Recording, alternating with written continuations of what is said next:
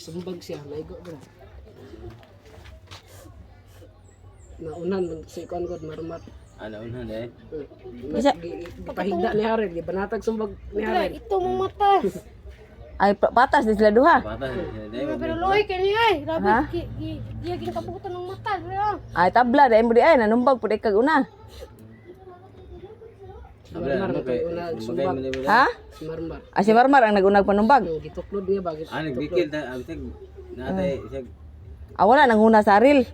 Di man na siya mangunagod. Kasi nanguna gituklod ra siya. Oh. Nahilak rin si Hared, naglagot ni sakto. Mo tong sumbag na ay si Marmar.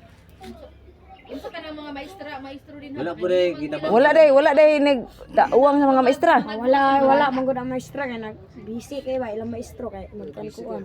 Silang grado. Kapit ng exam god. Ah mara gisumbag siya dapitaw di dito sa eskwelahan. Likod. Ha? Sa likod. Taxi sila. Ah, sa likod eh. Ana man si Marmar na kuan sila ra unta to kay magdaduwa sa taxi. Double wa na. Giilog man daw ni Arel magtaxi silang Jake. Nagi kuan ni Bitong Marmar. ka salig ning mga bata ang imuna ni kay pasagdahan ra sa mga maestra. Dili badlongon. Sa pagbaddo nga busy mga maestro. Naman pud sila sa luyo. Ang luyo dahil taksi. Ilagi magban lagi mag. Pero ni wa siya wa gid ni report ito nga sir nag-away wa gid ni ana. Nabi sa ilaha. Munggod kay Wa mo ni report pod. wala kay bago pa man recess kay grade 6 mo pud nang duwa. Kay pagawas na mo nakita na. Oy. Ano na mo sila. Bugod. Dili lagi. Sulod dito Harel kay nang ihatod na siya ka. Kay nag-exam ka na mo, nag-exam po na siya.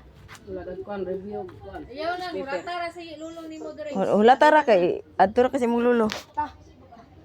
Saan na naman?